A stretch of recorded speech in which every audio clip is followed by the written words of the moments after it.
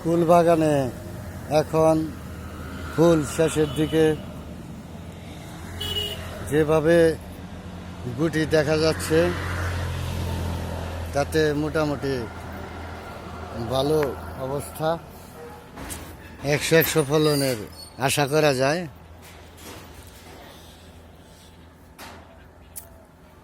গাছও দেখতে পাচ্ছেন, সুস্থ সবল গাছ।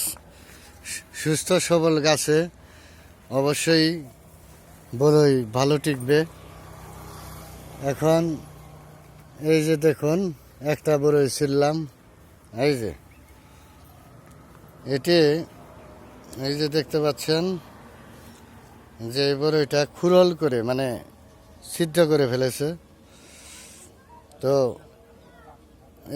এটাকে ফল ছিদ্রকারী পোকার আক্রমণ হয়েছে। এখানে ফল ছিদ্রকারী পোকার দমনের জন্য কীটনাশক ব্যবহার করতে হবে। এই যে দেখতে পাচ্ছেন মোটামুটি ভালো ফলন, পাশাপাশি ছত্রাকনাশক যেমন ডিটিমেল গোল্ড, ভিটামিন মানে হরমোন যেটা আর কি, ভিটামিন দিলে ফলগুলি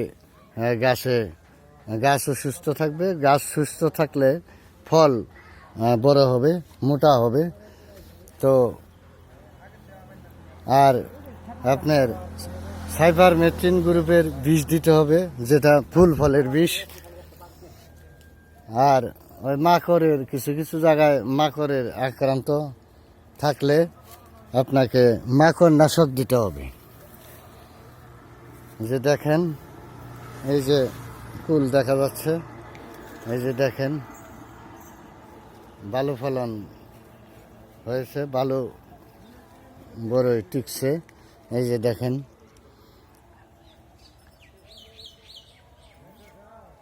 তো আপনার মাকড় নাশক আপনি বার্টিমেক দিতে পারেন, বা অন্যান্য এসএমএক্স আছে, যেটা আপনার কাছাকাছি পাবেন সেটাই দিবেন।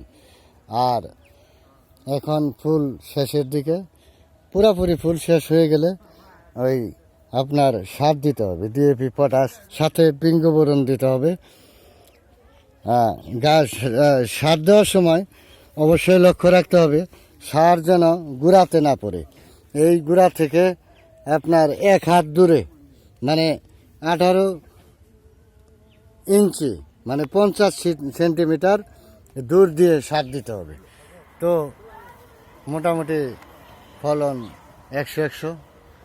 তো সঠিকভাবে যারা এখন ফুল বাগান দিয়েছেন বা ছাদে বিভিন্ন জায়গায় যারা টবে দিয়েছেন, চাষ করেছেন, তারা এই পরিচর্যাগুলি করবেন, ইনশাল্লাহ ফলন ভালো হবে। ধন্যবাদ সবাইকে।